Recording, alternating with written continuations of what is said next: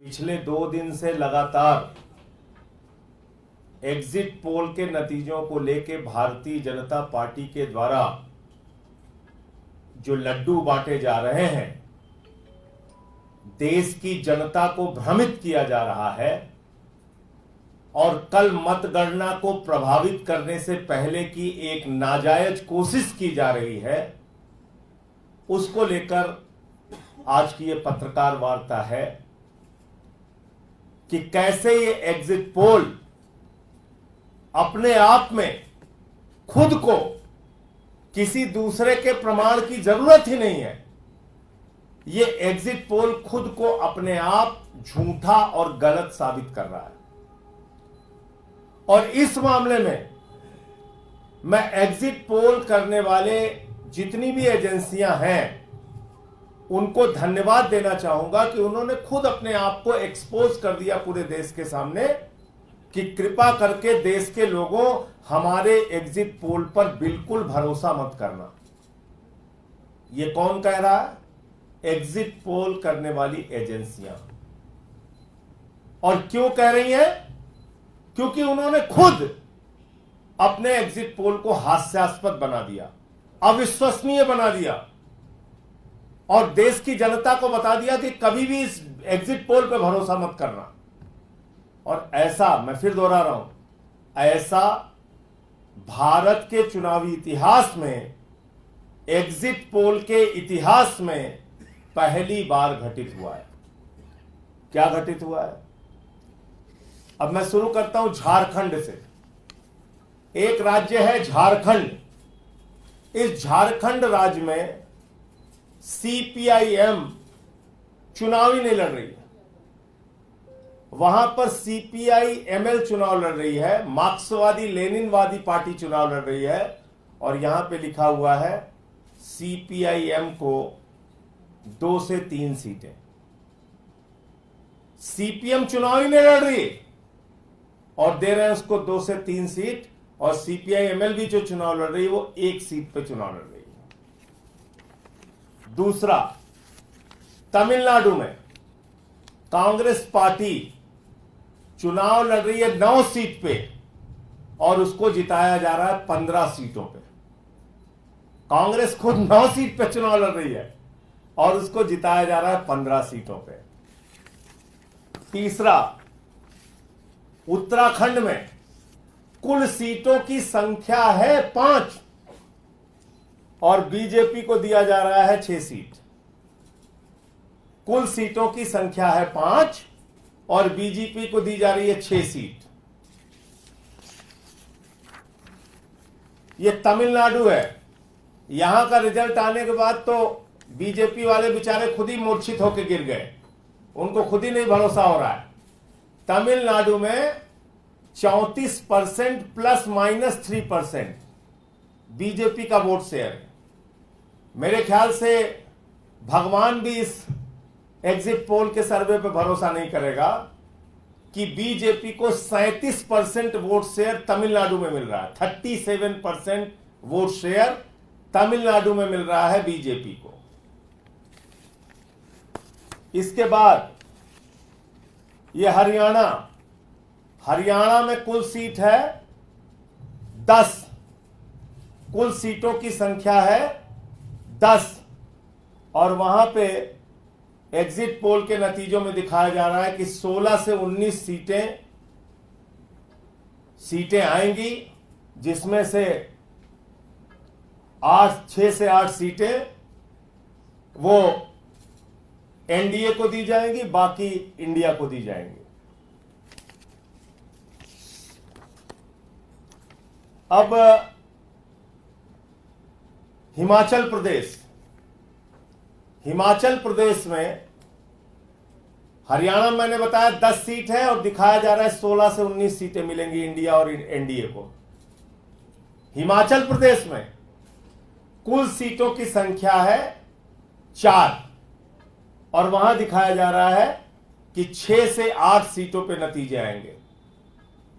यानी 6 तो आएंगे हिमाचल प्रदेश के और 2 सीटों के कहां से आएंगे मुझे नहीं पता। यानी कि 4 सीटों के 6 से 8 सीटों के नतीजे आएंगे। मतगणना होगी 4 सीटों पे हिमाचल प्रदेश में, नतीजे आएंगे 6 से 8 सीटों के। ये देख लीजिए आप। एक बिहार का और बड़ा इंटरेस्टिंग, अच्छा एक और बड़ा मजेदार है, यह है राजस्थान। यहां पे कुल 25 सीटें हैं, भाई लोगों ने 33 सीटों का नतीजा दे दिया है। सीटें हैं 25 और नतीजे आएंगे 33 सीटों के, यानी कि 25 सीटों के अंदर चुनाव हुआ है और 8 सीटों के नतीजे एक्स्ट्रा आ जाएंगे। ये कहां से एग्जिट पोल बना है भाई? बिहार में एलजेपी, जो चिराग पासवान की पार्टी है, वो लड़ रही है 5 सीट पे। वो बेचारे कह रहे हैं हम 5 ही सीट पे लड़ रहे हैं भैया, 5 5 5। कह रहे नहीं, तुम्हें नहीं मानेंगे, हम तुम्हें 6 सीट देंगे। उनको 6 सीट दे दिया। लड़ रहे हैं 5 सीट पे, दे दिया 6 सीट। तो ये एग्जिट पोल जो है अपने आप में इतना हास्यास्पद है, इतना मजेदार है। उत्तर प्रदेश की बात कर लेते हैं। उत्तर प्रदेश में इंडिया गठबंधन का 7% वोट शेयर बढ़ाया गया और बीजेपी का, एनडीए गठबंधन का 4% वोट घटाया गया और बहुजन समाज पार्टी को 14% वोट शेयर दिखाया गया। कुर्मी मतदाताओं में इंडिया गठबंधन का मतदान ज्यादा दिखाया गया। दलित मतदाताओं में 30% से ज्यादा, 33% के करीब इंडिया गठबंधन के पक्ष में दिखाया गया और सीटें कम हो गई। इंडिया गठबंधन की सीटें कम हो गई, एनडीए गठबंधन की सीटें ज्यादा हो गई। ये कौन सा प्रयोग कर रहे हैं भाई आप? ये कौन सा एग्जिट पोल है भाई? तो 1 जून का एग्जिट पोल का पोल खोल आपके सामने मैंने इस पत्रकार वार्ता में दिखा दिया और ऐसा ऐसा एग्जिट पोल दिया है। अभी केरल का भी मैं आपको दिखाता हूं। वहां भी भाजपाई कई बेचारे मूर्छित होकर गिर गए, उनको पानी वानी छिड़कना पड़ रहा है कि इतना वोट परसेंटेज। ये केरल में एनडीए को 27% वोट शेयर आ रहा है। बीजेपी को, एनडीए को केरल में लेफ्ट पार्टी का जहां शासन है वहां लेफ्ट पार्टी से ज्यादा 27% वोट शेयर आ रहा है। तो ये कहां तैयार हुआ है भाई एग्जिट पोल? ये कहां पे बनाया गया एग्जिट पोल? सीटें हैं 25 दिखा रहे हो 33, सीटें हैं 4 दे रहे हो 8, सीटें हैं 5 दिखा रहे हो 8, सीटें हैं 10 दिखा रहे हो 16 से 19। ये कौन सा एग्जिट पोल है भाई? तो मैं तो एक मायने में एग्जिट पोल करने वालों को धन्यवाद दिया है कि भैया एग्जिट पोल के लोगों ने पूरे देश को यह बता दिया कि हमारे एग्जिट पोल पे भरोसा ही मत करना। उन पे दबाव बना होगा एग्जिट पोल के नंबर बदलने के लिए। उन्होंने कहा ठीक है मोदी जी, हम ऐसा नंबर बदल देते हैं जिस पे जनता विश्वास ही नहीं करेगी। तो यह काम हुआ है। अब मैं एग्जिट पोल के पुराने इतिहास आपके सामने एक एक करके रखना चाहता हूं और मैं समझता हूं इसको जरा ध्यान से आप लोग सुनिएगा। 2004 में एग्जिट पोल के नतीजे आए थे और इंडिया साइनिंग का तगड़ा जोरदार नारा दिया गया था और उस इंडिया साइनिंग के नारे में एक ने बीजेपी को 268 सीट दी थी, दूसरे चैनल ने 267 दी थी, तीसरे ने 270 दी थी, चौथे ने 263 दी थी, पांचवें ने 265 दी थी। और जब नतीजे आए तो बीजेपी 2004 में ध्वस्त हो गई। आते हैं, जल्दी की बात करते हैं, ज्यादा लंबा नहीं जाएंगे। 2021 में वेस्ट बंगाल में चुनाव हुआ और उस वेस्ट बंगाल के चुनाव में हमारे आदरणीय प्रधानमंत्री जी ने नारा दिया 200 पार 200 पार 200 पार, पश्चिम बंगाल में 200 पार। सब कह रहे थे कोरोना है मत प्रचार कीजिए, बोले नहीं हम तो कोरोना में भी 200 पार करेंगे। एक टीवी चैनल ने बीजेपी को दिया 121, दूसरे ने दिया 148, तीसरे ने दिया 115, चौथे ने दिया 185, पांचवें ने दिया 132, छठवें ने दिया 115, 7वें ने दिया 160, 8वें ने दिया 192, 9वें ने दिया 185 और 10वें ने दिया 135। 10 टीवी चैनल के ये एग्जिट पोल के नतीजे हैं 2021 के वेस्ट बंगाल के। नतीजे आने के पहले पूरे देश में हमारे प्रधानमंत्री जी के नेतृत्व में भाजपाई लड्डू बांट रहे थे, नाच रहे थे, उछल कूद कर रहे थे। और जब नतीजे आए तो जो टीवी चैनल 192 सीट दे रहे थे बीजेपी को, 192 सीट वेस्ट बंगाल में 2021 में नतीजे आए तो मात्र 77 सीट निकली। 77 सीट आई थी बीजेपी की और सारे टीवी चैनल उनकी सरकार बनवा रहे थे। तो ये एग्जिट पोल का इतिहास है। एग्जिट पोल एक नहीं अनेक बार हिमाचल में, हिमाचल का एग्जिट पोल मैं पढ़ के सुना दे रहा हूं आपको। हिमाचल के एग्जिट पोल में कांग्रेस को मिली थी, जो सही सही परिणाम आया था, 40 सीट और बीजेपी को मिली थी 25 सीट। जो एग्जिट पोल के नतीजे आए थे उसमें एक ने दिया था बीजेपी को 41, दूसरे ने दिया था 39, तीसरे ने दिया था 40, चौथे ने दिया था 32, पांचवें ने दिया था 33 और छठवें ने दिया था 34। ये दिया था हिमाचल प्रदेश में और आई कितनी? 25। एक भी एग्जिट पोल के नतीजे सही नहीं साबित हुए। इसी प्रकार से बहुत सारे हैं, बताऊंगा तो बड़ा लंबा समय लग जाएगा। मेरा यह कहना है कि अगर एग्जिट पोल को मतगणना से पहले इसी तरीके से प्रचारित करके कोई 400 सीट, कोई 370 सीट, कोई 300। अच्छा, एक और कल मजेदार हुआ, एक चैनल ने 270 के पार वार दिखा दिया था। मैं किसी चैनल का नाम नहीं ले रहा हूं, याद रखिएगा, मैं इतनी मर्यादा का पालन कर रहा हूं। और नहीं तो अगर कहिए एक टीवी चैनल का नाम ले लूंगा तो फिर ज्यादा शर्मिंदा होना पड़ेगा। मैं नाम किसी टीवी चैनल का नहीं ले रहा हूं। एक टीवी चैनल ने 370 के लगभग सीट दिखाई बीजेपी को, एनडीए को। और कल जो है वो कह रहे साहब एआई का सर्वे हम एक लेके आए हैं जिसमें 10 करोड़ लोगों का सैंपल साइज है और उसमें 460 सीट तक बहुत तेजी से इंडिया गठबंधन आगे बढ़ रहा था, तो उसको खींचतान के पता नहीं कैसे कैसे करके उसको 305 पे एनडीए को पहुंचा दिया और इंडिया गठबंधन को थोड़ा पीछे कर दिया। मतलब बेचारे एआई वाले में भी, जिसमें कह रहे थे 10 करोड़ का सैंपल साइज है हमारा, उसमें भी बहुत टांग वांग खींच के पता नहीं कैसे कैसे करके उसको 305 पहुंचा दिया। तो अगर एग्जिट पोल की यह हालत है और हर बार एग्जिट पोल गलत साबित होता है, दिल्ली और पंजाब में तो हमने देखा ही, पंजाब के अंदर 92 सीटें हमें कोई नहीं दे रहा था जब हमारी 92 सीटें आई। दिल्ली में हमें 2013 में 0 से 6 सीट दी जा रही थी एग्जिट पोल में, 0 से 6, हमारी 28 आई। दूसरी बार कोई 32 दे रहा था, कोई 25 दे रहा था, कोई 22 दे रहा था, हमारी 67 आई। तो एग्जिट पोल इस देश के अंदर अब बंद होना चाहिए। ये मतगणना से पहले देश की जनता को, देश के प्रशासनिक तंत्र को और देश के चुनाव आयोग को प्रभावित करने की एक गलत कोशिश है। एग्जिट पोल इस देश के अंदर पूरी तरीके से बैन होना चाहिए, बंद होना चाहिए, क्योंकि एक बार नहीं अनेक बार यह गलत साबित हुआ है। और अभी अगर एग्जिट पोल के नतीजे परिणाम से मैच नहीं खाएंगे तो कोई जवाबदेही नहीं है इन न्यूज एजेंसियों की, इन सर्वे एजेंसियों की कोई जवाबदेही नहीं है। क्या इन्होंने दिल्ली के एग्जिट पोल के गलत होने पर माफी मांगी?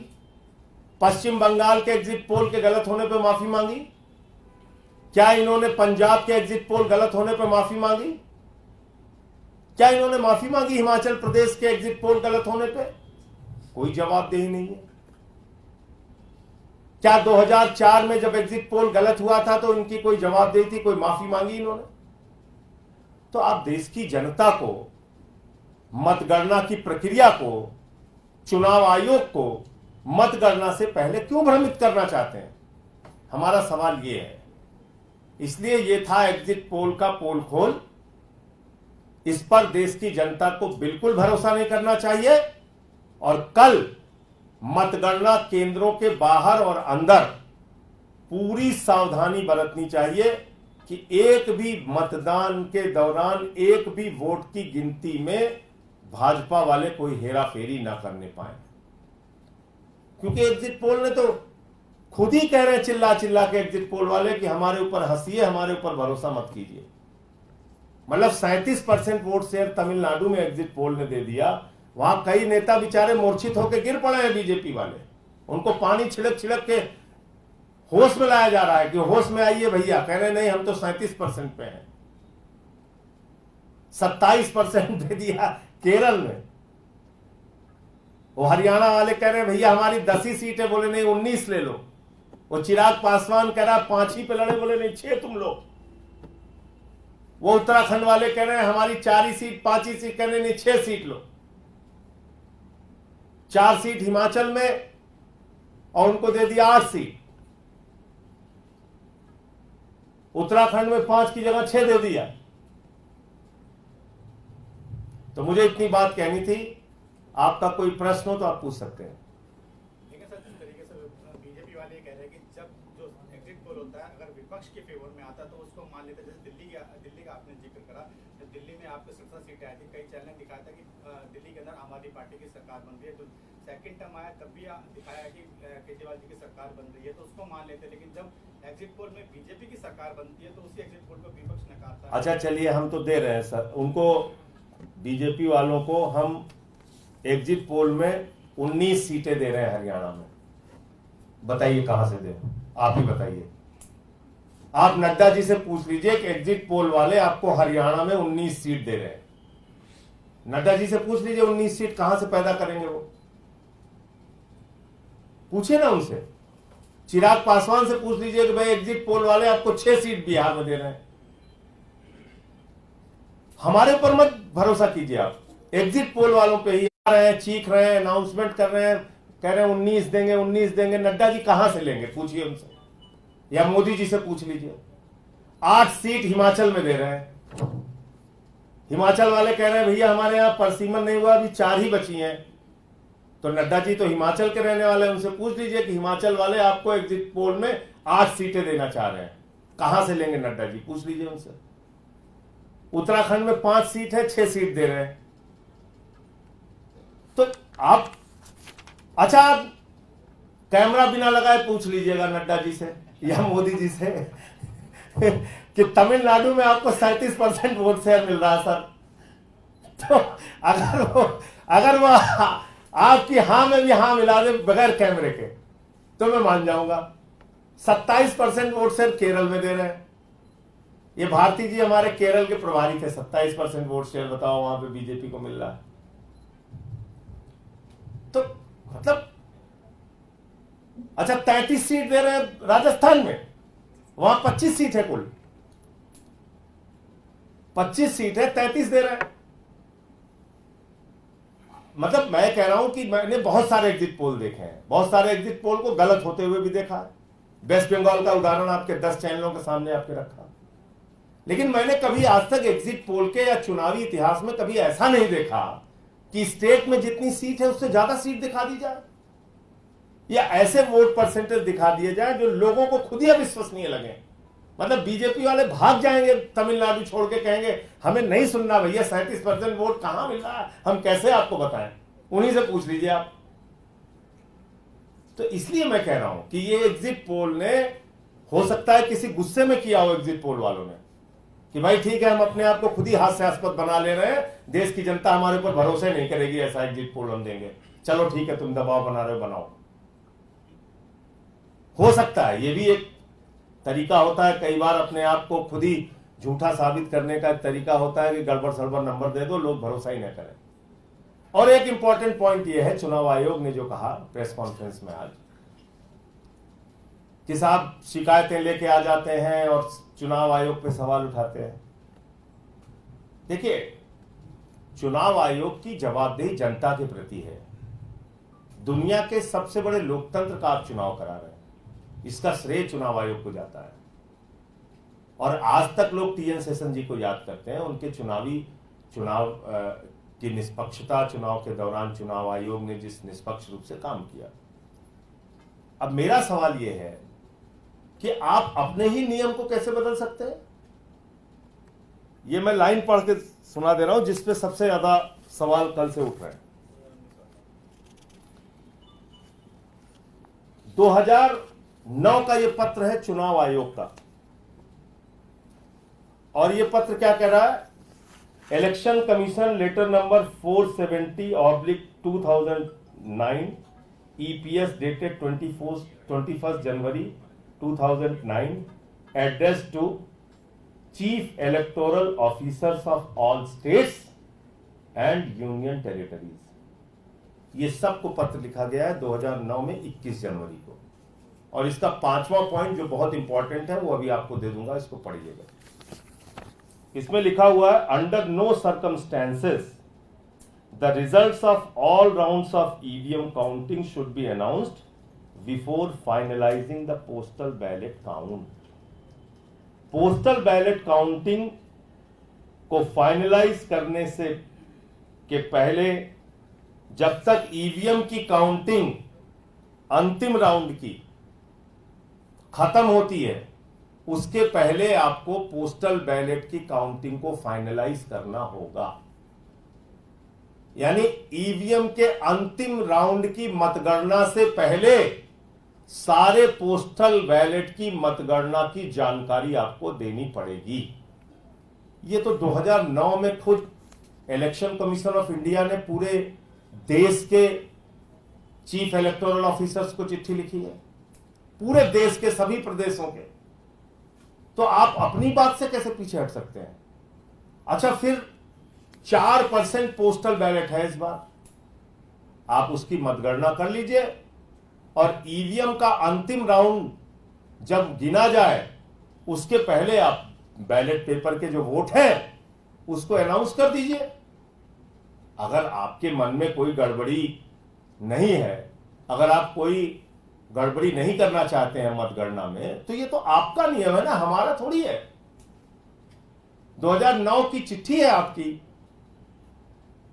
तो इसमें आपने लिखा हुआ है कि भाई ईवीएम के अंतिम राउंड की गिनती के पहले पोस्टल बैलेट की गिनती पूरी तरह से संपन्न की जाएगी और उसकी घोषणा की जाएगी। हम सारे लोग जानते हैं, ईवीएम का पहला राउंड खत्म हुआ, उसका रिजल्ट अनाउंस होता है। दूसरा राउंड खत्म हुआ, उसका रिजल्ट अनाउंस होता है। 19वां राउंड खत्म हुआ, उसका रिजल्ट अनाउंस होता है। 25वां राउंड खत्म हुआ, उसका रिजल्ट अनाउंस होता है। 26वां राउंड, 27वां, 28वां, जितने जहां पे वोट होंगे, उसके ईवीएम की काउंटिंग के पहले आपको बैलेट पेपर की काउंटिंग कंप्लीट करनी है और उसके नतीजे अनाउंस करने हैं। इतनी तो बात कह रहा है इंडिया गठबंधन। कल जो हमारा प्रतिनिधिमंडल मिला था, इसमें क्या गलत कह रहा है? देखिए क्या है, और ये लिखा भी क्यों है, पूरा पत्र पढ़िएगा। इसमें लिखा है कि कई बार एक वोट से भी जीत हार होती है। ऐसे परिस्थिति में पोस्टल बैलेट की मतगणना बहुत महत्वपूर्ण हो जाती है।